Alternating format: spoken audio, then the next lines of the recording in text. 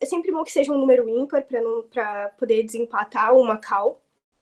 Então, essa mesa ela é composta por um juiz principal, 2 ou 3 wings, enfim, quanto a gente conseguir. Depende de quantos juízes tem disponíveis. E as duplas são 4 duplas que debatem umas contra as outras. 2 duplas são de governo, que defendem a moção que está sendo proposta, e 2 duplas são de oposição, que são contra a moção que está sendo proposta. A posição que vocês ficam no debate, se vocês vão pegar primeiro governo, segundo governo, primeira oposição ou segunda oposição, é aleatório, é por sorteio. O que acontece dentro dessa estrutura de debate? As duplas têm que convencer a mesa, a partir de argumentos, de que o caso delas está certo. E aqui vai, antes de eu começar por estruturas de todo o debate, vai um disclaimer inicial para todos. No debate competitivo, o debate competitivo é diferente de um debate de roda de debates, onde a gente fala na hora que quer, fala por quanto tempo quer, fala sobre o assunto que quiser, mas não só isso. Os conceitos que a gente tem como verdade absoluta ou coisas que a gente tem como óbvias para nós não são tão óbvias no movimento de debates, no modelo de debate parlamentar britânico. No nosso modelo parlamentar britânico, as coisas elas precisam ser muito explicadas. O juiz ele não pode completar uma suposição. Ele não pode completar uma afirmação que não foi totalmente construída. Então, todas as duplas elas precisam de uma premissa inicial, que elas baseiam o caso delas, e elas têm que usar esses argumentos para convencer a mesa, e esses argumentos eles têm que estar mecanizados, que é como a gente chama, fundamentar os porquês que aquele argumento é certo, porque aquele argumento é verdade. Esses argumentos, eles necessariamente chegam em impactos, né? A gente quer mostrar que os nossos impactos, que o nosso caso, ele é o mais correto, ele é o mais importante, o mais relevante para a mesa. Todas essas duplas têm essa necessidade de provar para a mesa que o caso delas é mais relevante. Agora, voltando um pouco para a estrutura do debate, como funciona? O primeiro governo é a primeira dupla, né, a se inserir no debate, com o primeiro-ministro. O primeiro-ministro é a primeira pessoa da dupla a debater. O primeiro-ministro tem algumas... cada pessoa no debate, cada pessoa a discursar, tem uma função. Mas o primeiro-ministro é a primeira pessoa a ter funções específicas, porque o que o primeiro-ministro fala são pilares para o restante do debate. O primeiro-ministro tem que caracterizar o debate, dizer sobre o que esse debate é, ou seja, dar um contexto geral no que esse debate se trata, e fazer uma construção do cenário, né? Isso é uma coisa importante que não é exclusivo de primeiro-ministro fazer uma contextualização, um frame do que é o debate, um enquadramento do que é o debate, mas normalmente o primeiro-ministro faz a caracterização dos agentes, dos integrantes da moção, que a gente vai passar mais adiante, e essa contextualização. É importante que o primeiro-ministro dê essa contextualização de forma justa, porque ela vai seguir até o final do debate. Quando o primeiro-ministro ele não dá uma contextualização justa, ele não faz uma caracterização justa para o debate, para que todas as duplas consigam usar as argumentações no mesmo contexto, essa contextualização acaba se perdendo. Vira um motivo de disputa e não necessariamente os argumentos em si. Um bom debate é aquele que a caracterização foi estabelecida no primeiro-ministro e todo mundo consegue debater com os seus argumentos dentro do mesmo contexto, sem precisar ficar disputando o que é ou o que não é determinado objeto da moção. Depois de primeiro-ministro, vem o líder de oposição, que é a primeira pessoa da dupla da primeira oposição. O líder de oposição ele pode, né, contestar o que o primeiro-ministro estabeleceu logo de cara, se tem alguma coisa que foi injusta, algo que o primeiro governo trouxe que não necessariamente é bom para o debate, mas ele também tem um papel de ser a primeira fala da dupla de primeira oposição, então ele também tem que introduzir o caso das oposições, o caso que normalmente a gente fala que as primeiras casas trazem o caso mais óbvio, mas isso é uma coisa que a gente ainda vê mais para frente. Vocês só precisam entender a ordem ainda do que cada um fala, do que a ordem de fala de cada um. Depois do líder de oposição, a gente tem o adjunto de governo, que é a segunda pessoa da dupla do primeiro governo. E depois o adjunto de oposição, que é a segunda pessoa da dupla de primeira oposição. Depois, a gente passa para o segundo governo, e aí a pessoa que fala primeiro do segundo governo é a extensão de governo, depois a extensão de oposição, depois o whip de governo. No whip eu também vou passar um pouco de tempo nele para explicar para vocês qual é a função do whip especificamente, né? Como eu falei, cada debatedor tem uma função no debate, né?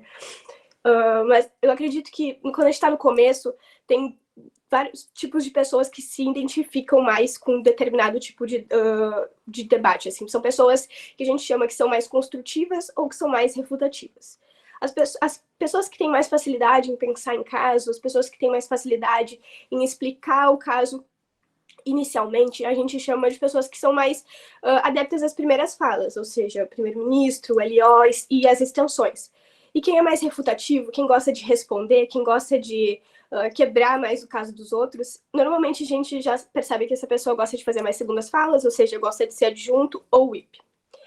Os whips, eles majoritariamente fazem refutações, que é onde a gente passa, são posições no debate que passam por todas as bancadas e pelo caso das outras bancadas que vieram antes e refuta o que não for, o que não for interessante, o que não for verdade, no caso das outras bancadas, para se colocar acima delas. Como eu disse, as duplas debatem umas contra as outras, então é importante que vocês saibam o que vocês podem refutar e responder do caso dos outros para poder enfraquecê-los. Então, o whip tem essa função majoritária de refutar e de responder. O whip também pode trazer aprofundamento dos discursos das suas extensões para poder vincular eles à refutação, poder fazer um fortalecimento do caso deles no whip.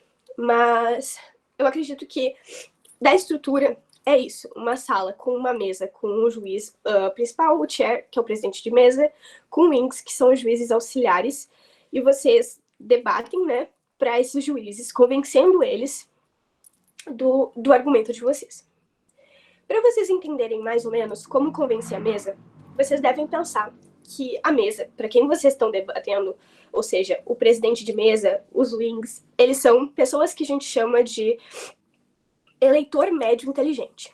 Ou seja, são pessoas que não necessariamente são pessoas que são especialistas em algo, são pessoas que são formadas em algo, mas são pessoas que têm acesso às notícias diárias, são pessoas que têm acesso à informação diariamente, acesso livre a redes sociais, ou seja, são pessoas que se mantêm minimamente informadas, que conseguem identificar o que é verdade ou o que é mentira.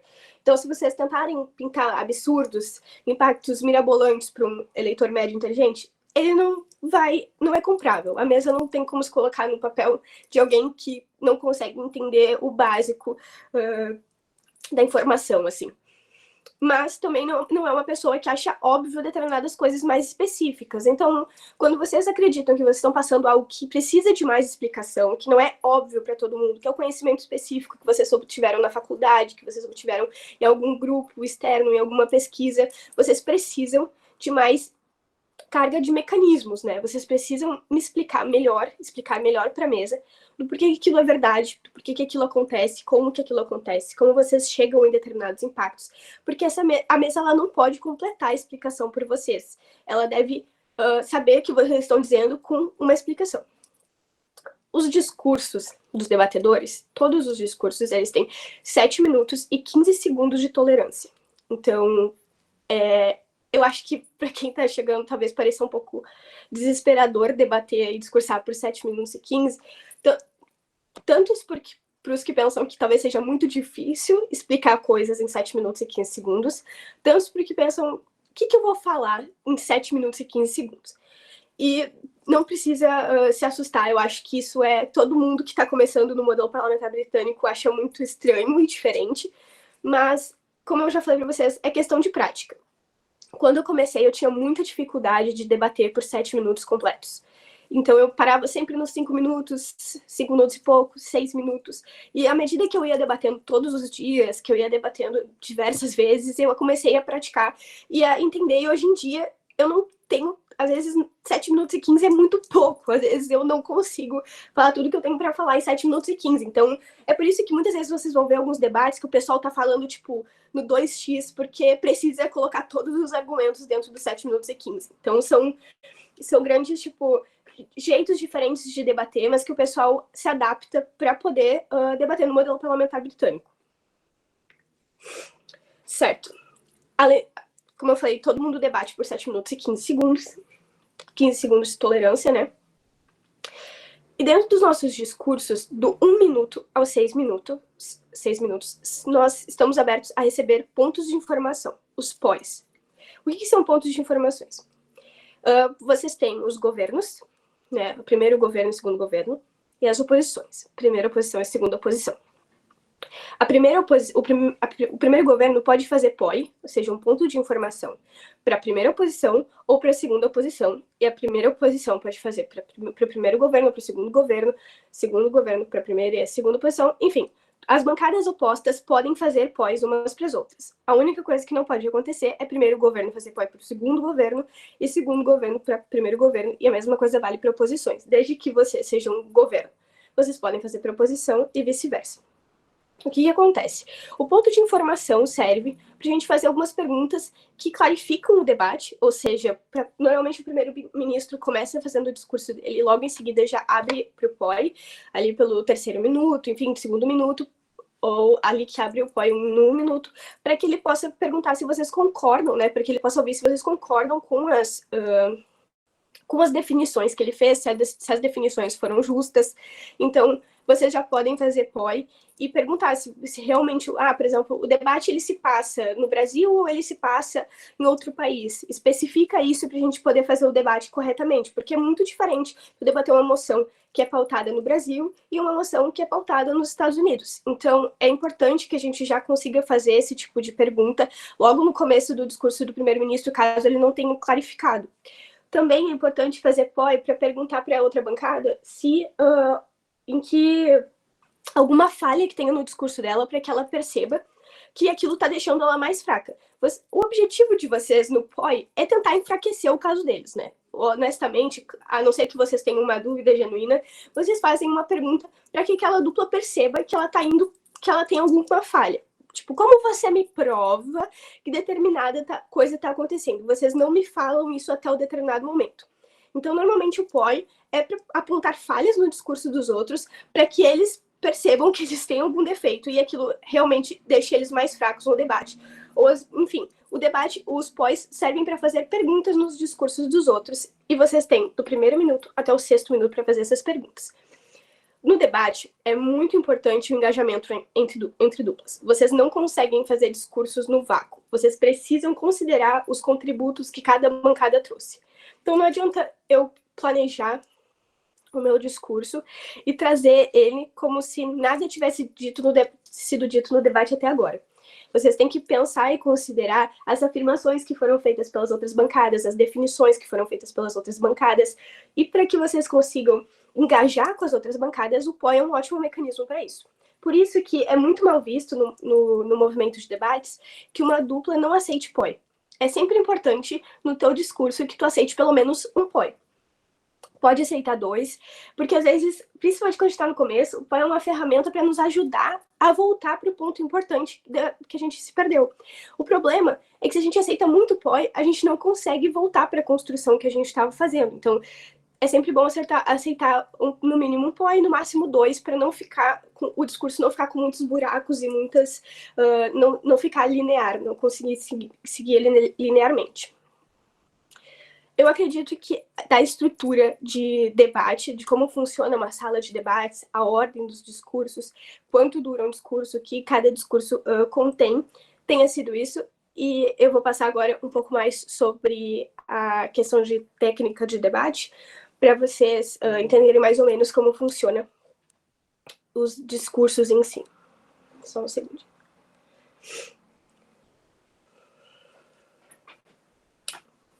Certo. Como que funcionam os argumentos, a argumentação? No debate, a gente tem um termo para falar quando um argumento ele não é formado como um argumento completo. Como um argumento ele não é de fato, um argumento. É uma tentativa de argumento. E a gente fala que são as claims. Eu bato muito nessa tecla quando eu era gestora de casas. Agora eu sou presidente, não sou mais gestora de casas, embora eu ainda tenha minha casa, que eu amo.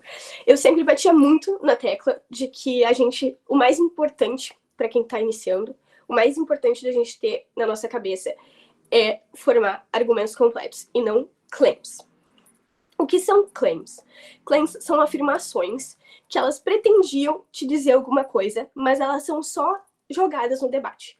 Então, basicamente, quando a gente está debatendo, a gente costuma pegar elementos da vida real que a gente sabe que são verdadeiros. Então, quando a gente está debatendo o meio ambiente, a gente pega afirmações do porquê que a gente não deveria continuar, por exemplo, consumindo produtos de origem animal. A gente fala sobre a produção de créditos de carbono. Quando a gente fala sobre determinadas coisas sobre meio ambiente, a gente pega elementos da vida real e coloca dentro do debate. E pra gente, por exemplo, eu sou vegana. Muitas coisas pra mim são óbvias de que elas são maléficas ou que elas são benéficas para determinado fim. Só que se eu chegar no debate e eu falar assim, mesa, matar os animais é ruim, porque eles sofrem e sofrer é muito ruim. Isso não necessariamente é um argumento. Eu preciso mostrar para a mesa que necessariamente a produção do agronegócio, enfim, alguma questão que vem com a pecuária e tudo mais, é de fato negativa. E para isso eu preciso te dar mecanismos, eu preciso explicar para ti como que funciona o ponto do impacto de que isso é necessariamente negativo para o meio ambiente, para a população, para os animais. Então, necessariamente, a gente precisa explicar, dar elementos do porquê que isso é negativo. Então, no debate, para começar, a gente começa pensando sempre nos porquês. A gente sempre fala para quem está começando, para quando for pensar na sua argumentação, pensar nos 3 porquês. Por que aquilo é verdade? Por que aquilo importa? E por que a gente estaria debatendo isso? Por que a mesa deveria se importar com isso? Então a gente vai respondendo esses porquês mentalmente e a gente vai trazendo mais explicações. A moral dos porquês é sempre pensar um pouco mais de explicação. Mas por quê? Por quê? E por que aquilo importa? Porque se a gente não pensa nos porquês, se a gente não pensa em dar mais incentivos para que a mesa entenda qual é o ponto final da nossa argumentação, ele fica parado só como uma afirmação. Isso é ruim porque é. Então, necessariamente, a gente não tem como provar para a mesa que determinado ponto ele é realmente relevante, importante, pertinente, se a gente não dá incentivos para isso. Então, para formar um argumento, a gente necessariamente tem que se distanciar dessa claim. E eu já explico para vocês mais ou menos como a gente faz para completar o discurso com a argumentação, enfim.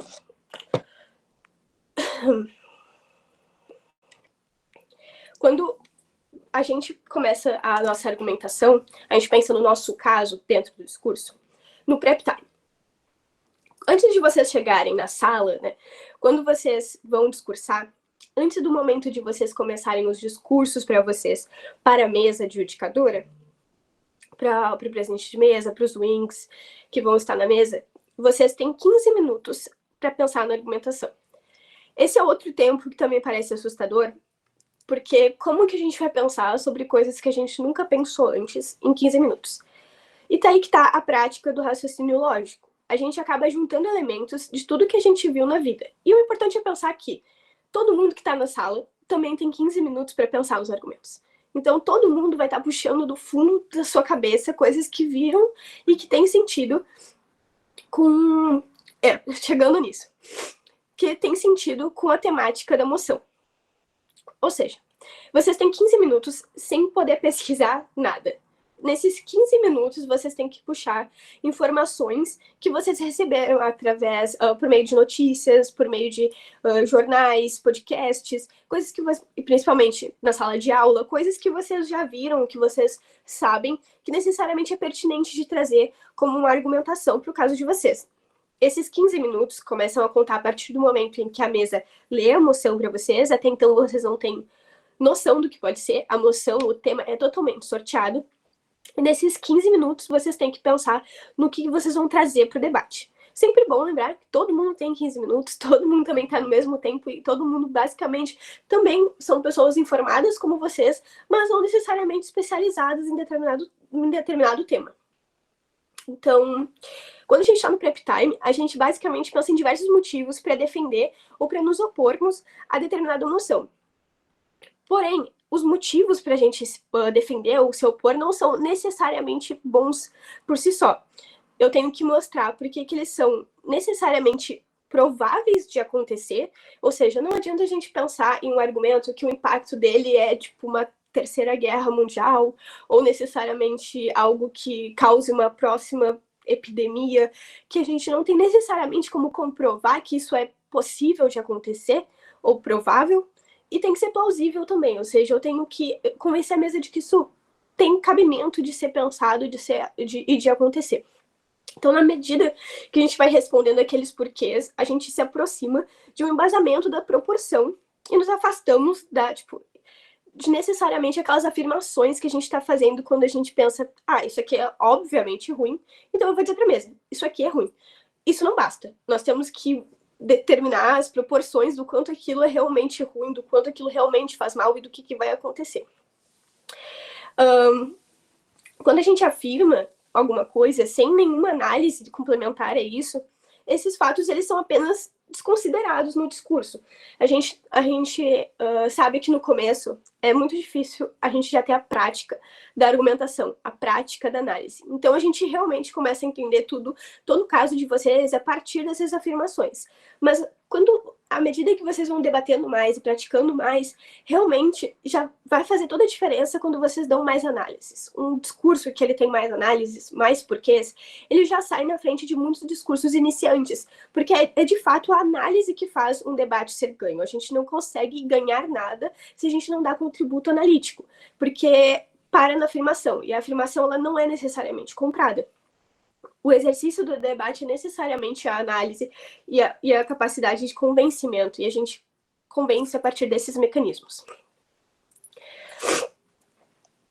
Basicamente, eu acredito que a gente pode fazer o seguinte, quando a gente está começando bem iniciantes, assim, no debate, a gente pega uma moção aleatória. A gente pode começar fazendo algumas perguntas para que elas nos ajudem a chegar num caso plausível e provável. Então, normalmente as moções elas vão te expor um problema. É como se fosse uma redação. Ela vai te expor um problema e tu tem que falar desse problema. E normalmente tu vai ter que falar como que esse problema é diminuído, como esse problema é aumentado, o que a gente faz diante desse problema. Então, a gente pode fazer algumas perguntas para chegar em respostas úteis para a gente montar o nosso caso. Então, a gente pode se perguntar qual é o problema exposto pela moção. O que tem a moção está te mostrando uma problemática que a gente acaba percebendo a partir da leitura dela. Qual é esse problema? E como que a gente resolve esse problema? A gente começa, assim, a dissecar essa moção.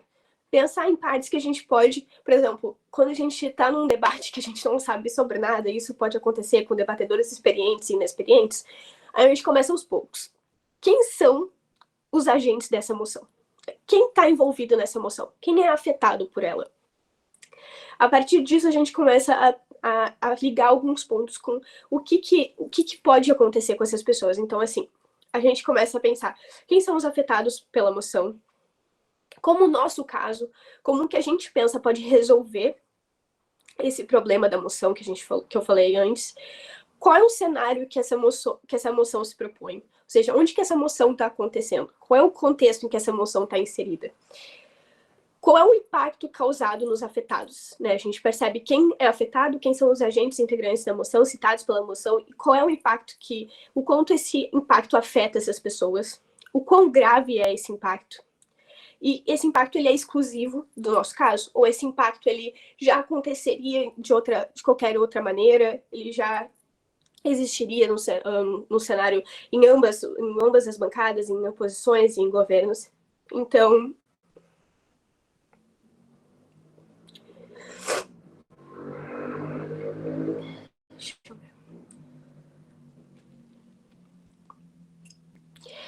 eu acho que eu tenho aqui um exemplo para vocês. Quando a gente pensa numa moção, eu vou falar sobre emoções e comandos das emoções um pouquinho mais para frente, mas eu vou falar aqui ainda sobre argumentos e premissas. Então a gente tem uma moção que é basicamente, essa casa acredita que a vitória do Trump está no interesse do expansionismo chinês. A gente tem uma questão do sentido de, tipo, o que seria do interesse dos... Como é o contexto? Quem é o Trump? Qual é o tipo das políticas que o Trump tem feito, né? A vitória do Trump, o que ela afeta os outros países? O que ela afeta principalmente a China, que é quem está sendo citado aqui na moção? E o que é a China? Quem é a China no cenário global? E o que é o expansionismo chinês? Então a gente acaba fazendo algumas perguntas que vão nos levando a algum caminho para ajeitar o nosso caso, para pensar no nosso caso. Então a gente tem uma questão que é quando o que pode acontecer para ser, o que seria do interesse do expansionismo chinês, né? O aumento da procura para as relações comerciais com a China. Então a gente tem por exemplo, governos pensando que é interessante para o expansionismo chinês que aumente as relações comerciais com a China. Então a gente já tem uma primeira proposição, que é o aumento das relações comerciais com a China. Então a gente parte do pressuposto de que o Trump ele vai adotar essa postura mais protecionista, né? Ou seja, ele vai se fechar mais, vai ter mais exclusividade nas suas relações, fazendo com que, podendo exigir mais das pessoas, dos países que se relacionam com ele, e isso pode fazer com que os países recorram mais à China, fazendo com que isso seja positivo para o expansionismo chinês. Ou seja, a gente consegue partir de um pequeno ponto da moção e ir montando ela aos poucos, com mais motivos para provar que que o comando da moção ele é verdadeiro, ou seja, é de fato do interesse da China que o Trump seja eleito, né? Que a eleição do Trump estava no interesse da China. E a oposição pensa o contrário, motivos do porquê não estaria no interesse do expansionismo chinês que o Trump tenha feito isso. O Trump acaba sendo mais impositivo, então ele acaba fazendo com que ele queira cortar total relação com quem se relaciona com a China, ou seja, isso seria negativo para os países que dependem e que precisam manter relações com os Estados Unidos. Então, a gente começa a pensar nos porquês, por que isso está acontecendo, qual é o problema, como que a gente resolve esse problema, e a gente acaba chegando a mais pontos de como montar a nossa argumentação. E isso é muito importante para a gente acabar fugindo da simples afirmação de que não está no interesse do expansionismo chinês ou está no interesse do expansionismo chinês, porque sim. Então esse é o ponto muito importante para a gente poder falar sobre claim e argumento. Como que um argumento funciona, como que a gente precisa analisar determinado ponto suficientemente para que ele alcance um impacto positivo na leitura do debate, né? Para que todos entendam onde vocês estão querendo chegar e para que a mesa entenda quais são os pontos positivos e contributivos de vocês para o debate. Certo. Falando sobre a estrutura do debate, como ele funciona, e falando sobre a estrutura de discurso, né, eu falei um pouco sobre como vocês têm essa visão geral da sala, como que as duplas debatem e como que as duplas interagem entre si e interagem com a mesa, e como que funciona o comecinho dos discursos de vocês. Agora, um ponto crucial para vocês entenderem no começo é como ler as moções. Eu vou disponibilizar para vocês no grupo de trainee o manual de debates, que é basicamente o livro que rege o movimento de debates. Todas as regras fundamentais e elementares estão nesse texto, e é muito importante que vocês leiam, porque é bem didático, tem tudo certinho ali, ponto de discurso de primeiro-ministro, ponto de discurso de adjunto, engajamento, leitura de moção, todos esses pontos estão ali bem fáceis para vocês lerem, é bem didático e prático, porque é nessa parte que a gente constrói a base dos debates que são tão importantes para serem seguidas. Vocês tendo essa base bem fortificada, faz com que vocês consigam se inserir mais no debate mais rápido, fazer tirar mais proveito desse processo do trainee, que é realmente para vocês aprenderem. Certo. Falando agora sobre uma parte muito importante do debate, que são as moções, ou seja, os temas que a gente debate. Saber ler as moções, ela normalmente parece simples porque é uma frase que te diz algo e tu começa a pegar elementos dela, como eu falei, dissecar ela para conseguir fazer um debate. Só que, como o modelo parlamentar, como eu falei para vocês, não é uma roda de conversa, a gente tem que estar atento aos comandos que a moção te dá. Ou seja, cada moção tem um comando diferente. O que a moção diz necessariamente é muito importante para que vocês sigam o debate, para que vocês consigam debater da melhor forma. Não adianta a gente pensar no caso se o caso estiver totalmente fora da moção. Então eu vou explicar para vocês mais ou menos como que isso funciona, porque de forma introdutória e não tão longa, porque realmente estudar a leitura de moção é algo mais profundo, que vocês precisam fazer para começar a debater, porque necessariamente a gente tem vários tipos de moção, e isso influencia bastante no tipo de debate que a gente vai ter. E quando a gente sabe debater, ler bem uma moção, a gente consegue se posicionar melhor no debate. Então, basicamente, entender a moção que ela pede e o que o juiz estava pensando quando ele formulou essa moção e passou a moção para a gente, ao descrever as moções, são essenciais. Para isso, a gente precisa entender que existem diversas moções que se encaixam em grupos de moções específicos, que facilita a compreensão de como escolher a argumentação necessária para que a gente debata. Então, as moções elas se dividem em 3 grupos grandes, que são moções de agente, moções de análise e moções de política. Vou começar pelas moções de política. As moções de política se apresentam em 2 formatos. Esta casa faria X e esta casa acredita que X deveria Y. Ou seja, nas moções em que o debatedor deve pensar se faria ou implementaria algo, verbos terminados em via, a favor de uma implementação de determinada medida, ou seja, apresentar incentivos para provar que uma política ela deve ser implementada, que uma ação ela deve ser feita. Então, são coisas que a gente deveria fazer. Então, aqui, ambas as bancadas trabalham como se houvesse possibilidade de aplicação ou de implementação. Ou seja, não vale a gente chegar no debate e dizer assim, não dá para implementar determinada medida porque o governo não tem dinheiro. A gente não pode tentar cortar na raiz o debate, sabe? O que o debate pode ser. A gente tem que debater no porquê que aquilo é negativo e não necessariamente no porquê aquilo ali não acontece. Então a gente tem que, todo mundo tem que fazer o melhor para o debate acontecer. Ok, com a possibilidade daquela coisa ser implementada, por que ainda assim ela não deveria ser? Então, assim, a gente não mata o debate e ainda já incentiva a argumentação, porque a gente vai precisar explicar por que aquilo é negativo, mesmo que possa ser feito. Já as oposições, elas argumentam contra a implementação. Ou seja, elas têm que apresentar incentivos para provar o porquê que não deveriam implementar determinada medida, podendo, defender o status quo, ou seja, como que é o cenário atual sem que aquela medida seja implementada, ou apresentar uma contraproposta, que é aí construir como que seria outra alternativa que não é apresentada pela moção, outra alternativa que não é implementação, para que a gente consiga obter os ganhos que o governo está dizendo que a gente terá com essa determinada medida que eles querem implementar. Eles acreditam que implementar a medida é a solução para determinado problema, enquanto oposições podem dizer não. Esse problema ele realmente existe, ele realmente precisa ser resolvido, mas não dessa forma, porque essa forma que vocês estão apresentando, ela não é positiva. Ela, na verdade, faz mais mal do que bem. Então, a gente acaba fazendo essa disputa de argumentos ser mais justa e aprofundada.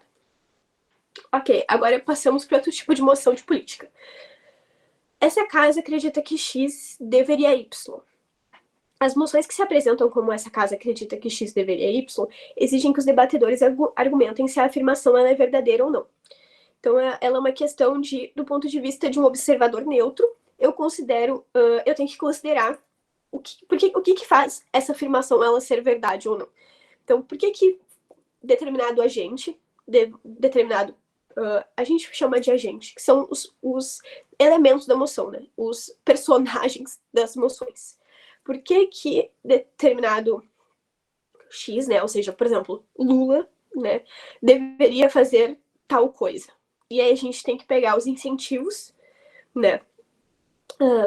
Por exemplo, por que Lula deveria fazer determinada coisa? Porque seria bom para a sociedade. Então a gente está usando aqui o stakeholder, que é a pessoa, o objetivo, os personagens da moção, com que a gente deve se preocupar. Isso a gente escolhe. Ou seja, eu vou mirar no stakeholder nação, país. Eu vou mirar no stakeholder sociedade.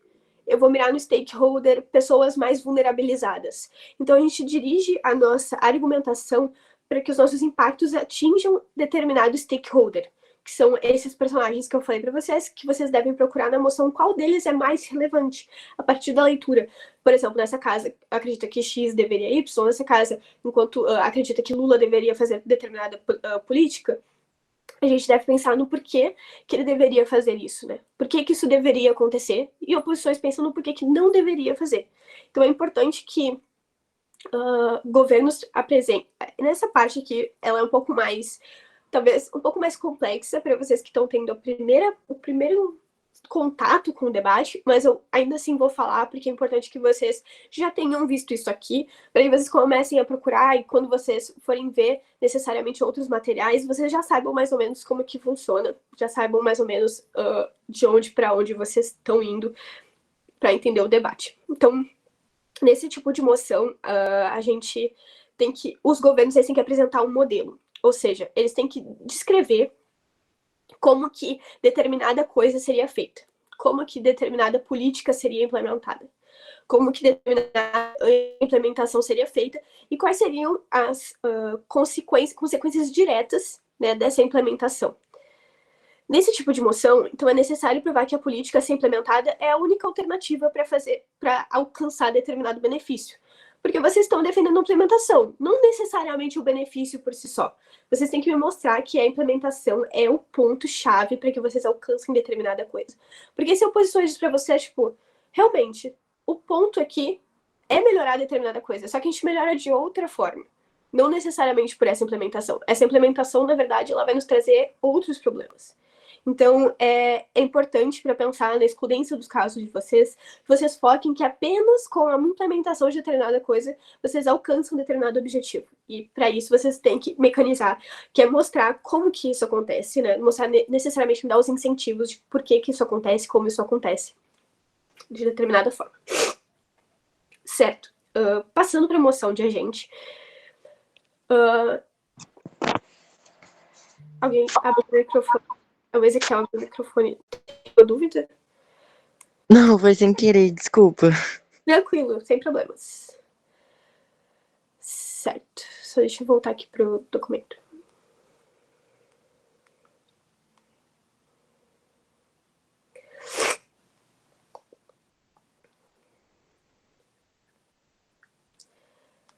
Certo, moções de agente agora, para vocês entenderem um pouco mais como funcionam essas leituras das moções, para vocês aplicarem bem nos casos de vocês. As moções de agente, elas envolvem argumentações baseadas na perspectiva de uma pessoa, grupo ou instituição específica. Para defender os interesses desses agentes, é importante a gente compreender as razões por trás dos seus desejos, os incentivos que os motivam e as ações que eles estão dispostos a fazer para atingir o seu objetivo.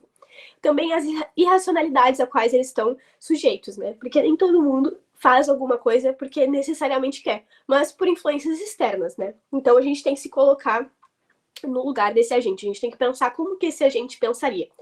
Então, essas moções de agente, elas funcionam no sentido de essa casa enquanto fulano faria algo. Então, como exemplo, novamente, né, podemos pegar essa casa enquanto Lula vetaria a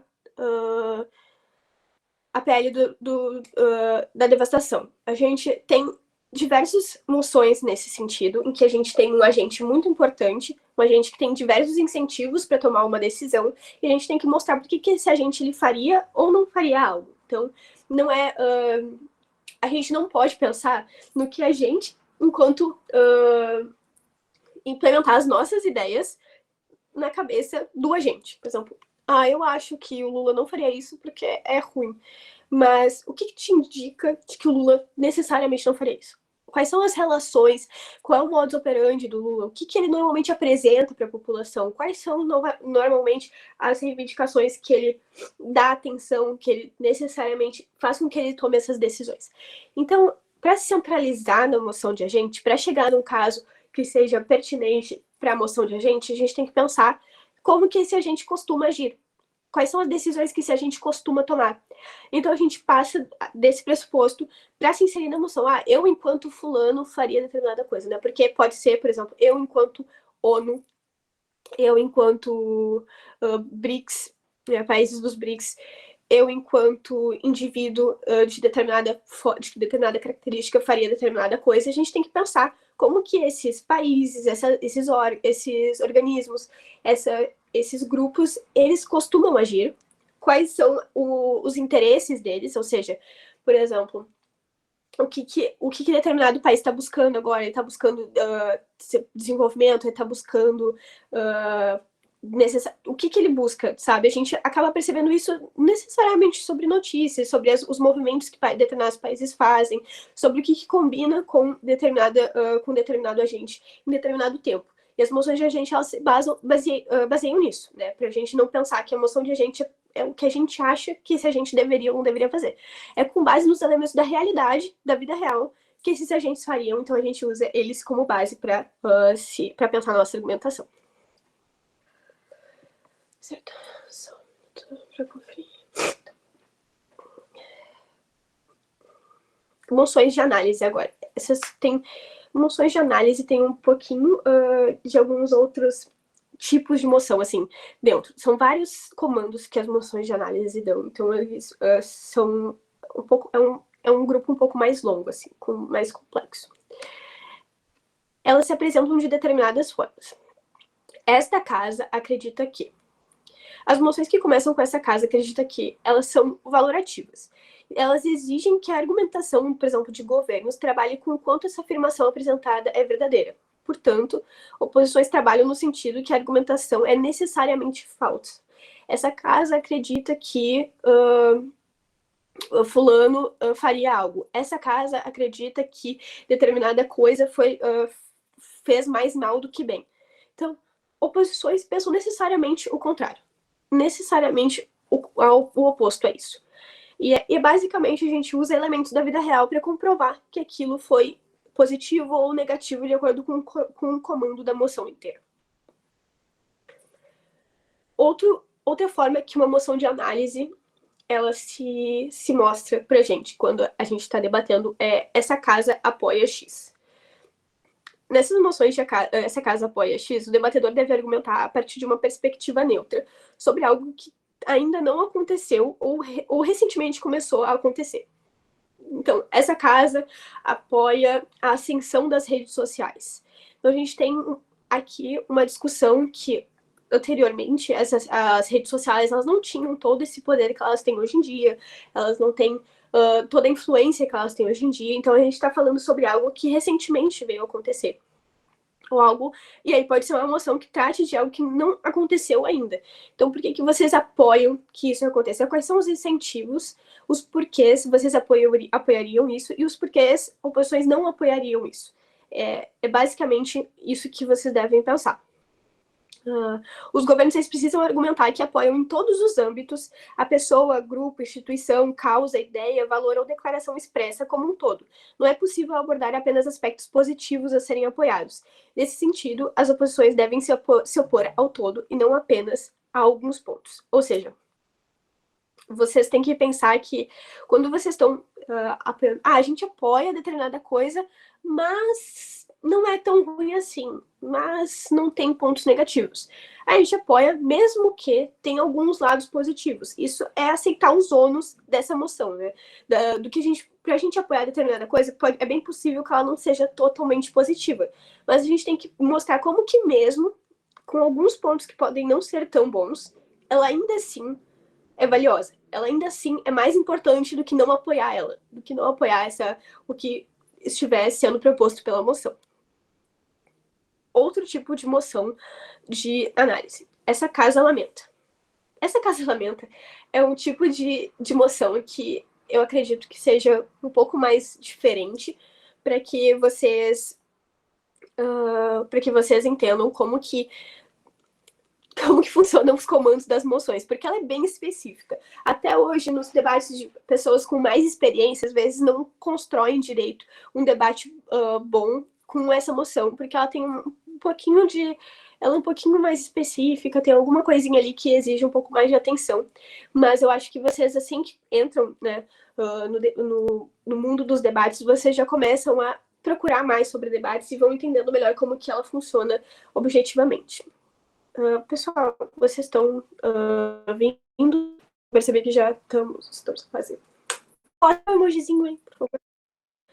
Pra eu ver que tá todo mundo acordado ainda, nesse horário insalubre. Eba! Obrigada, Divos. Certo. Eu vou continuar aqui, então.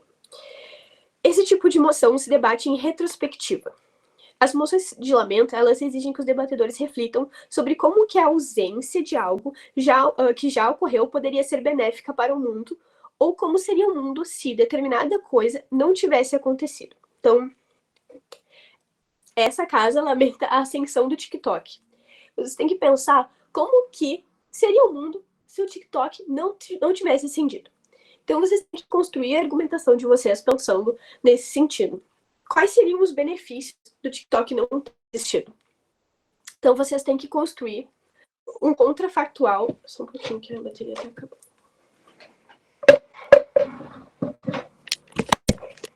Um contrafactual, ou seja, um mundo, um cenário em que o TikTok não tivesse ascendido, de não tivesse a influência que tem hoje, a capacidade de alcance dos conteúdos que tem hoje, ou seja, tudo que envolve o TikTok. Como que seria o mundo sem ele? Como que seria melhor que ele não tivesse existido?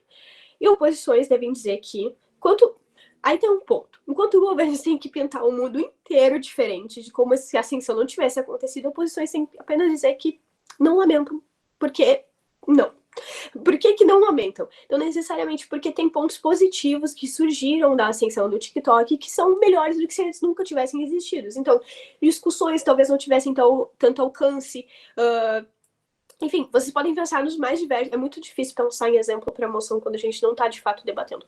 Mas, em argumentos, principalmente. Mas, basicamente, quando vocês estão do lado de governos de alguma moção de lamento, vocês têm que pensar que como que se daria o mundo sem que determinada coisa tivesse acontecido. E construir a argumentação de vocês a partir disso. Quais seriam os benefícios do mundo em que isso não existe? Como que seria a sociedade se isso nunca tivesse acontecido? Quais são os impactos positivos disso nunca ter acontecido? E a oposição pensa que, na verdade, tudo que aconteceu a partir da ascensão do TikTok, na verdade, foi positivo, sim, porque é mais uma plataforma onde tem discussões sobre determinados assuntos, é mais uma forma de conseguir levar notícias, enfim, é uma outra possibilidade dentro da possibilidade da ascensão do TikTok ter existido como existe no status quo. Além disso, a gente também tem esta casa prefere X. Essa moção, ela segue a mesma lógica das outras moções de análise, com uma importante diferença. Oposições devem defender a comparação específica proposta pela moção, e não qualquer alternativa. Ou seja, essa casa prefere X a determinado outro ponto. Vocês devem defender oposições devem defender objetivamente outro ponto. Ou seja, se eu tenho essa casa prefere, o que não aconteceu, um exemplo só. Essa casa prefere Lula a Bolsonaro. Essa casa prefere Trump a... Agentes, pensem em agentes, em personagens, em troca de outro. Pensem em pontos em troca de outro. Objetivo, a oposição ela tem que necessariamente defender o outro que essa moção está citando. Não tenho um exemplo aqui agora, por isso que os exemplos estão sempre circulares. Porque também são as coisas mais populares atualmente. Outro ponto, essa outra moção, outro tipo de forma que esse tipo de moção de análise se apresenta é: essa casa prefere um mundo em que? Moções dessa casa prefere um mundo, elas exigem que os governos imaginem e argumentem a favor do mundo alternativo proposto da moção. Ou seja, essa casa prefere um mundo em que as pessoas, que o mundo é pautado pela honestidade radical, ou seja, tu não consegue mentir, tu não tem nenhum ponto transparente, essa verdade ela é radicalmente solta. Quais são os benefícios de um mundo em que as pessoas são radicalmente verdadeiras?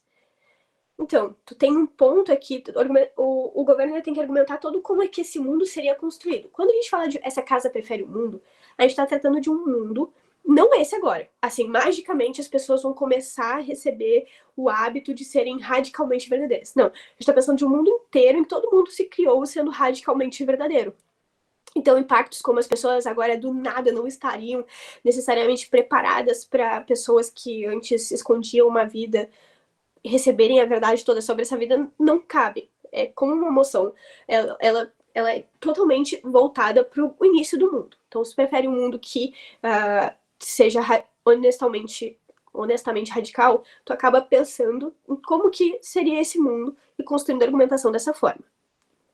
Enquanto a oposição, ela defende o status quo, defende que não, esse mundo não seria melhor, né, não seria mais positivo.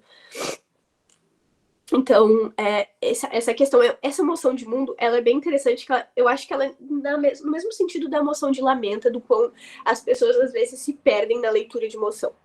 Porque às vezes falam, tipo, como se a partir do ponto que a gente está tratando, debatendo essa moção, as pessoas receberiam magicamente o comando da moção, elas saberiam magicamente sobre coisas aleatórias da vida das outras pessoas.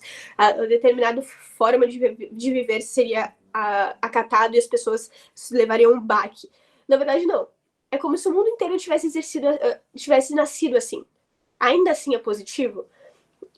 Ainda assim é bom? Né? Todo mundo já estaria mais ou menos habituado como que esse mundo surgiu, né? Se tu nasce assim e é criado assim, tu é habituado. Mas por que que mesmo tu sendo habituado a determinada coisa, ela ainda não é melhor do que o status quo? Como é que ela ainda não é melhor da forma que o mundo se deu hoje em dia, né? Outro tipo de moção de análise. Outra forma de se apresentar na moção de análise é: esta casa espera que X. Essa casa espera X, ela é uma moção de mundo prospectivo. Ou seja, em que garantidamente X acontecerá. Essa casa espera que X aconteça, que X seja implementado. Essa casa espera que X. Ao contrário das moções de essa casa prevê, em moções que essa casa espera que X, nós não utilizamos o juízo de probabilidade, e sim o juízo de valor. Eu quero que X aconteça porque X é positivo para determinada camada. Eu quero que X aconteça porque permite desenvolvimento. Eu quero que X aconteça porque é melhor, é mais saudável. Enfim, tu não tá falando que X vai acontecer por elementos da realidade que te indicam que X vai acontecer. Tu quer que X aconteça, porque seria bom que X acontecesse. Então, tu não tá usando o juízo de probabilidade, tu tá usando o juízo de valor. Então, os governos argumentam no sentido em que esperam que X aconteça e oposições argumentam que esperam que X não aconteça. Então, é bem parecido com uma moção de essa casa prevê, que essa casa prevê, ela analisa a leitura, né, emoções, o tipo de emoção que essa casa prevê, ela analisa os elementos atuais que indicam que tal coisa vai acontecer. Essa casa acredita que futuramente que a China se tornará a maior potência mundial. Então, tu vai usar elementos que indicam que a China se tornará a maior potência mundial e as oposições discordam disso, então acreditam que não será a maior potência mundial em determinados anos, em tantos anos. Então, ela se assemelha muito com essa casa espera que X, essa se assemelha muito com uma moção de essa casa prevê que X, só que uma delas é de probabilidade, com base nos elementos que a gente tem na atualidade, e a outra, ela é valorativa. O que vocês acham que é positivo que determinada coisa aconteça? Pessoal, vocês têm alguma dúvida até aqui? Eu acho que eu falei bastante como os debates funcionam, as coisas básicas para um debate funcionar. Então, eu acho que aqui já podemos entrar na questão de dúvidas, porque daqui para frente eu acho que eu só vou entrar em um ponto mais específico sobre discurso. Então, eu acho que quem quiser tirar dúvidas agora pode tirar. Pode falar. Quais são mesmo os 3 porquês?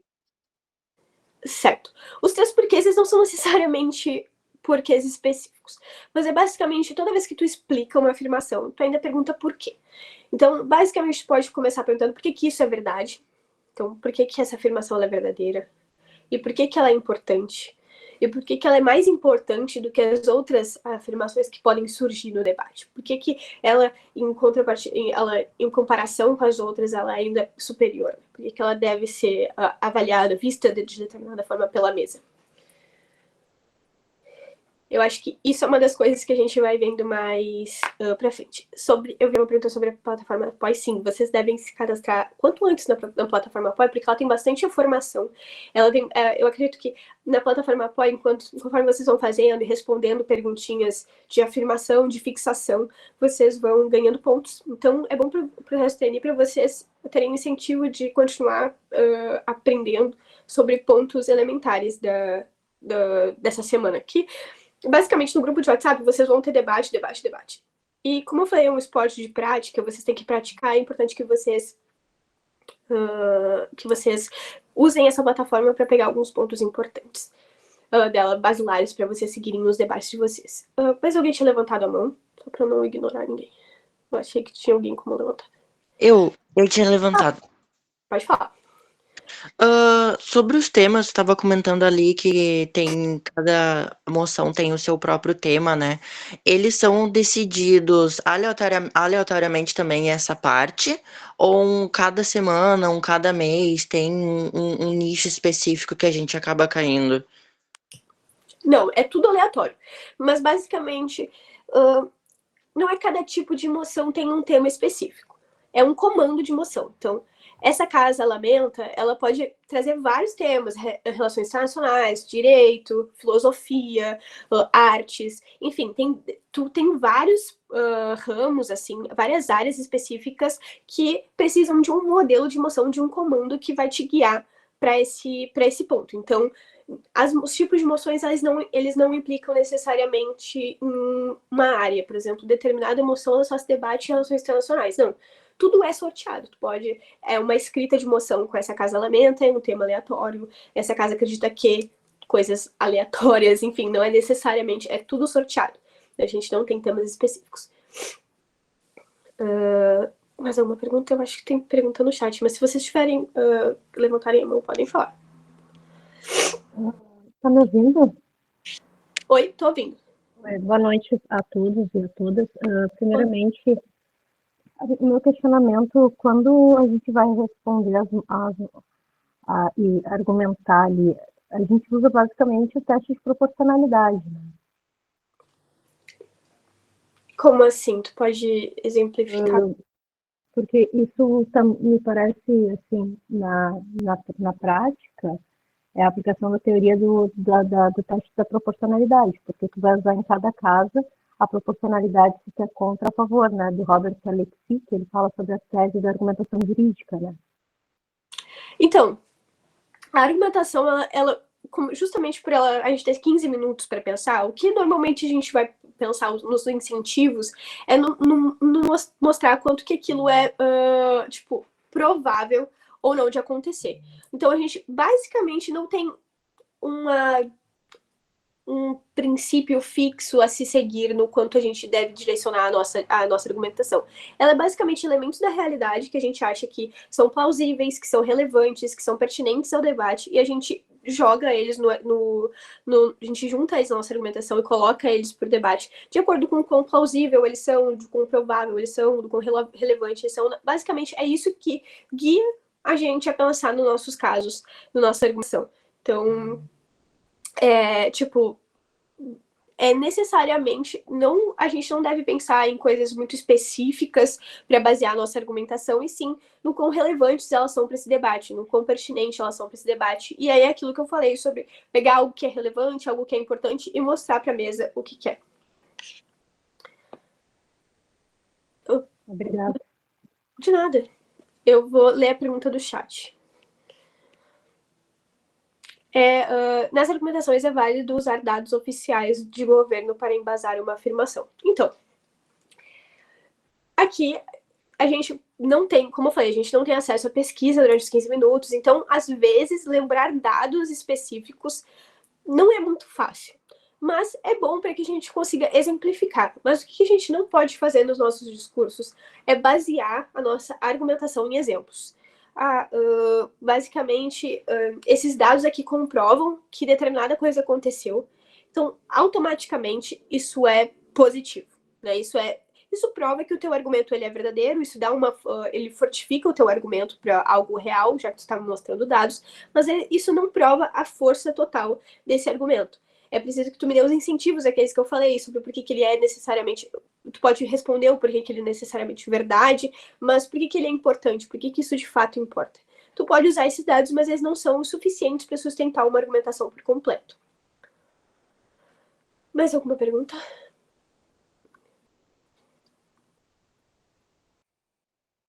De nada. Certo. Agora eu vou falar um pouco mais sobre estruturação de discurso. E daí eu acho que é o último ponto para vocês começarem a debater no grupo de treino. Já podem puxar a lista para amanhã, de manhã, para quando vocês quiserem. Puxem a lista que os gestores vão estar atentos à lista que vocês estão puxando. E a gente vai colocar o nosso nome para julgar, para poder avaliar vocês, passar os feedbacks, que é os conselhos de como vocês podem melhorar para os próximos discursos. Lembrando que cada sala ela pode ter 8 debatedores. A gente junta a dupla para vocês na hora do debate. Então, a gente chama de draw, que é a formação das duplas. Quem fica com quem e se fica em primeiro governo, primeira posição, segundo governo, segunda posição. Então, vocês podem colocar o nome de vocês nas listas, que a gente forma para vocês direitinho, até vocês pegarem o jeito. Depois vocês já vão estar colando lista no grupo com o nome de vocês automaticamente várias vezes. Tá certo. Então, como estruturar? Sim, vocês podem entrar para olhar os outros debatendo, mas não tenham medo, gente. Tá todo mundo começando junto e todos nós, gestores, já começamos em algum momento. Tem debate à noite. Vocês decidem, por exemplo, eu só posso debater às 4 da tarde. Então, eu puxo um debate para 4 da tarde e eu vejo se tem algum gestor para julgar ou se tem outras pessoas que completam a lista. Eu só posso debater de manhã. Então, eu puxo um debate para o horário que eu posso de manhã. E eu vejo se mais pessoas acompanham e se tem juiz para julgar, e a mesma coisa para a noite. Então, a ideia é vocês sempre puxarem esses treinos para que a gente consiga ver que vocês querem debater e ajudar vocês a debaterem com as moções que a gente escolhe, como que vocês, com as posições que a gente vai colocar para vocês debaterem, e também para dar um feedback, para vocês saberem como melhorar. Então, boa pergunta. Como que a gente faz esse prep time que a gente chama? Esses 15 minutos se chamam de prep time, o tempo de preparação. E como que funciona no modelo online, né? Eu já explico como funciona no presencial. No modelo online, vocês chamam a dupla de vocês, então vocês podem chamar pelo WhatsApp, ou vocês podem chamar pelo Discord, numa chamadinha que fica só vocês dois, e só vocês dois se falam. Vocês não podem ouvir a conversa de outras duplas, vocês não podem ficar em conversa geral, vocês têm que se chamar para vocês combinarem. Esse prep time ele funciona assim, várias duplas elas vão adaptando o prep time de acordo com como elas preferem, mas basicamente uma estrutura inicial, ela funciona assim. O debate ele funciona em torno de 1h30, 1h40 e poucos. Agora eu não sei exatamente. E depois tem a call, né, que dura uns 20 minutos, 25 minutos. Como que funciona esse prep time de 15 minutos? A gente normalmente dá uns 3 minutos para as duplas. Vocês, enquanto dupla, se organizam para ficar uns 3 minutos, 4 minutos em silêncio, pensando em tudo que a emoção engloba. Logo depois dos 3 minutos, vocês começam a conversar sobre o que cada um pensou durante esse tempo que a gente chama de brainstorm. Aí vocês acabam vendo o que cada um acha pertinente e montam um caso de vocês. Normalmente vocês vão pensar em 2 a 3 argumentos, e aí vocês vão conversando o que cada um vai trazer, se vocês vão falar primeiro ou vão falar depois, o que é necessário para que nenhum esqueça, enfim. É importante que vocês combinem bem com a dupla de vocês. Vocês não podem consultar na internet, mas vocês podem conversar bastante com a dupla de vocês, para que vocês saibam como trazer o melhor caso para a mesa. Temos 47 pessoas ativas no GDO, eu acredito. Cada casa tem 11 membros. Sim, no próximo final de semana, vocês vão ter um intensivão trainee, que é quando a gente vai organizar 2 rodadas, assim, vocês vão ter duas salas simultâneas para vocês debaterem. Então, todos tem esse encontro com a gente no intensivão no sábado, mas a gente vai mandar essas informações direitinho aqui durante a semana no grupo dos trainees, para vocês já experimentarem como debate presencialmente. E no debate presencial, não é muito diferente a lógica de conversar entre dupla. A única questão é que vocês têm que se esconder, têm que buscar espaços confortáveis e reservados para que as outras duplas não escutem vocês. E aí vocês podem se jogar no chão, escrever no chão mesmo, ou sentar nas almofadas, por exemplo, da faculdade de Direito e fazer o prep time de vocês. É basicamente assim que funciona. A diferença é que...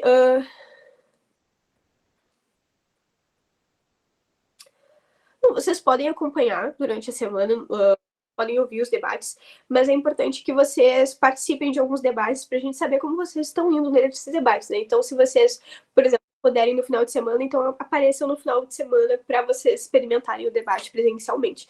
Não tem problema. Deixa eu só ver, que eu acho que no chat tem algumas mensagens.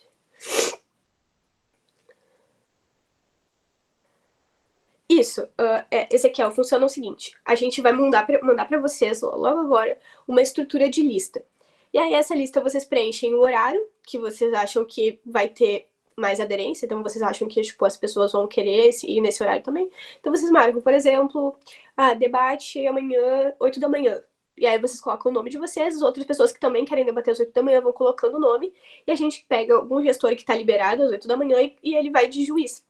Então, ele vai escolher uma moção e vai colocar vocês para treinarem no Discord, que é normalmente o aplicativo que a gente usa. Então, é a mesma coisa para qualquer horário. Se vocês só podem, em determinado horário, puxem uma lista para ver se os outros debatedores podem acompanhar.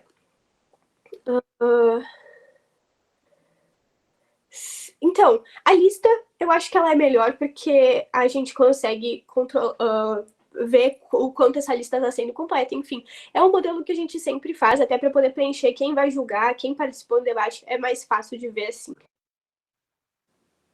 Não, tá tudo certo. Vocês vão entender, a gente vai mandar tudo para vocês no grupo depois. Tá. Só para falar um pouquinho mais sobre discurso, antes da gente abrir para mais dúvidas sobre o funcionamento do processo e tudo mais. Como estruturar um discurso?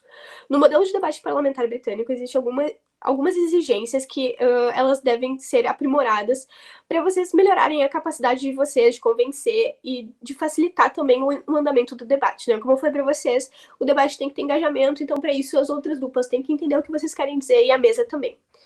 Nesse sentido, o que vocês precisam que tenha no debate de vocês, no discurso de vocês, é ter uma estruturação, como um caminho a ser seguido para alcançar uma clareza do que está sendo abordado, ou que precisa ter sido alcançado para que vocês obtivessem um melhor nível de compreensão da mesa. Então, vamos começar com esses elementos que são importantes. E vocês vão ver, até os materiais que a gente vai disponibilizar, mas como que são esses elementos, para quando vocês receberem um feedback, vocês saberem, então é esse elemento aqui que ele falou que eu preciso melhorar. Então, por exemplo, eu preciso melhorar o meu framing, a minha mecanização. Então, vocês conseguem estudar sobre elementos específicos que faltaram no discurso de vocês, para vocês conseguirem melhorar isso. Vou falar agora sobre cada um deles, para vocês entenderem mais ou menos como funciona o discurso. Framing. O frame é basicamente enquadramento, né? Tradução literal. Enquadramento de onde e em que contexto é pautado o debate. É de extrema importância para que a argumentação ela seja mais facilmente compreendida. Portanto, o framing, como é comumente chamado no movimento de debates, deve ser a primeira coisa esclarecida ao inaugurar o debate. E é primordial que seja trazida pelo primeiro-ministro, que eu falei para vocês. Para que não haja a diferenciação notável entre as duplas sobre qual o plano de fundo de onde esse debate está se passando. Como eu falei, é muito diferente não deixar claro um debate que pode ser debatido no Brasil e nos Estados Unidos, porque são diferenças gritantes de realidades e que não teria como um debate em que uma parte dele debate no Brasil e outra parte debate nos Estados Unidos se conversasse. Ademais, algumas moções possuem mais nuances dependendo do contexto em que elas estão inseridas. Por exemplo, moções que abordam a educação trazem aspectos diferentes de debatermos ela no contexto brasileiro ou se debatermos ela no contexto de países europeus mais desenvolvidos. Assim, o framing é um elemento importante para complementar a formação lógica da argumentação, devendo ser sempre pensado de forma que contribua para que o argumento possa funcionar e que os impactos possam ser alcançados nesse contexto. O framing é uma forma de esclarecer o debate e, como mencionado anteriormente, é essencial que seja definido pelo primeiro-ministro ao abrir o debate, porém não é uma atribuição exclusiva do primeiro-ministro. Caso ela não tenha sido trazida pelo primeiro-ministro, como eu falei, a primeira oposição, que é a primeira bancada a falar depois, já consegue colocar o debate no lugar, falando que, na verdade, o debate não é amplo assim, ele se passa em determinado lugar, e tu deve explicar por que esse debate ele passa melhor em determinado contexto. Nesse sentido, caso as outras bancadas elas discordem do framing estabelecido, ou acreditam que é mais importante debater em um framing diferente, mais relevante, é possível fazer um reframing.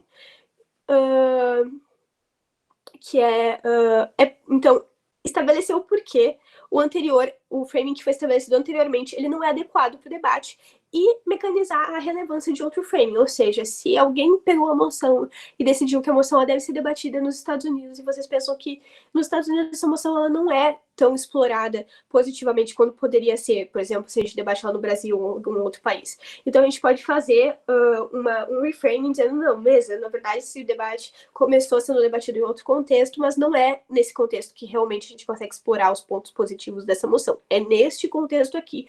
E explica por que o outro contexto, o outro frame, ele é mais importante. Outro ponto da estruturação de discurso é caracterização. A caracterização ela também é parte essencial do debate e deve ser executada logo no começo pelo primeiro-ministro, para que se defina e explique quem são os agentes, os envolvidos pela moção, e o que defendem os agentes abordados pela moção. O que determinados termos significam. Às vezes a gente tem na moção algum comando que está te dizendo especificação, e vocês não sabem, vocês precisam que o primeiro-ministro diga como que essa determinada ação ocorre, o que ela é. Então, para que a gente consiga ter a garantia de que todo mundo está debatendo a mesma coisa, ou seja, a interpretação do que determinada coisa tem que ser estabelecida logo no começo, para que o debate não fique numa disputa do que é determinada coisa e não sobre os argumentos que derivam dessa moção necessariamente. A caracterização ela pode ser questionada e corrigida caso não seja verdadeira, justa ou suficientemente explicada. Ou seja, tu não pode chegar dizendo que X é Y porque sim. Então tem que explicar bem por que determinada coisa é ok e não inventar o que ela é necessariamente para que isso te favoreça, né? É injusto com o melhor do debate. Mais uma coisa. Flagging.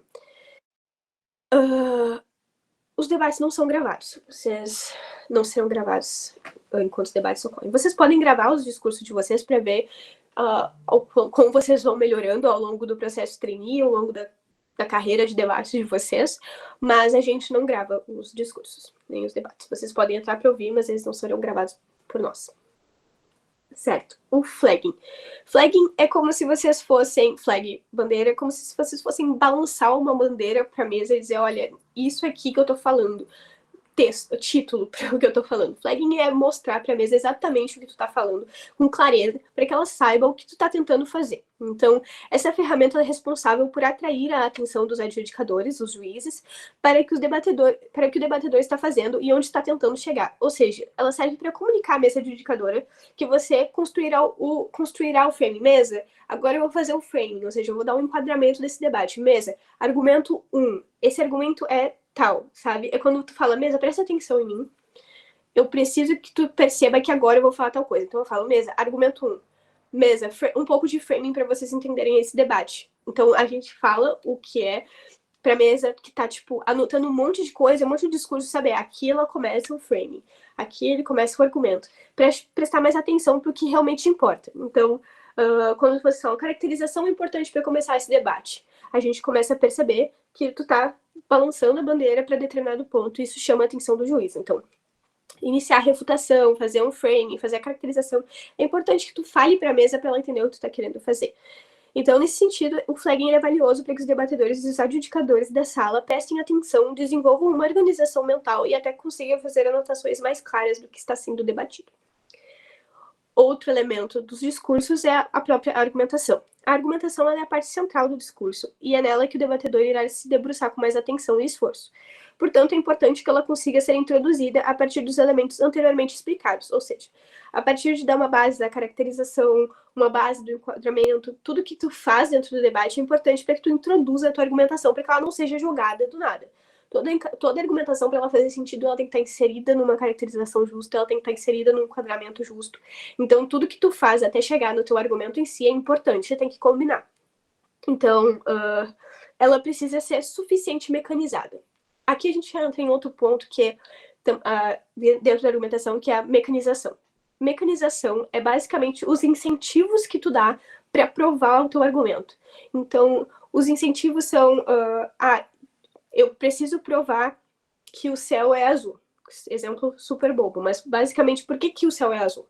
O que faz o céu ser azul? Tu não pode chegar e dizer basicamente algo. Tu tem que mecanizar, dar os incentivos para que aquilo seja verdade. Então, Para que essa argumentação ela seja pontuada, tu precisa de mecanismos. Então, além de apresentar a claim, que eu falei para vocês que é a afirmação vazia a ser debatida, é imprescindível que ela seja carregada de material analítico e mecanização, para prová-las aos debatedores e aos adjudicadores presentes, e para que entendam a plausibilidade e relevância do que está sendo disputado. Para alcançar um maior nível de análise e mecanização, é importante que os debatedores se atentem em responder os porquês dessa afirmação. Por que determinada coisa acontece? Por que determinada coisa é importante? E assim por diante.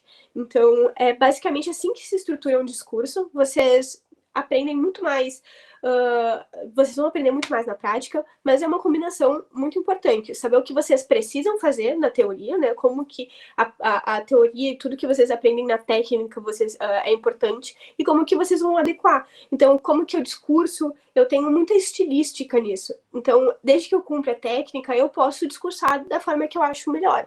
Então, é uma combinação entre técnica e prática que vocês vão achando ao longo do tempo que vocês vão debatendo, e que é muito importante vocês aprimorarem. Eu comecei o meu discurso, eu tenho os meus debates de quando eu era trainee até hoje, e eu penso que, como que eu pensava naquela época, sabe? Como que isso faz 4 semestres. Então, tipo, como que eu estruturava o meu discurso, como que eu começava, é bem diferente do jeito que eu começo hoje, o jeito que eu falo com a mesa, o jeito que eu introduzo os meus argumentos, é bem diferente, assim. Então, eu acho que é bem importante vocês pensarem que existem regras que vocês precisam cumprir, né? Que são as regras do jogo do debate parlamentar britânico, e como que vocês vão aplicar elas no jogo de vocês, como que vocês vão trazer ela para o estilo de vocês, é outra coisa. Então, é importante que vocês juntem a técnica com a prática para conseguir debater melhor, fazer discursos melhores. A formação básica, ela acaba aqui, então acho que o Bobama pode parar de gravar.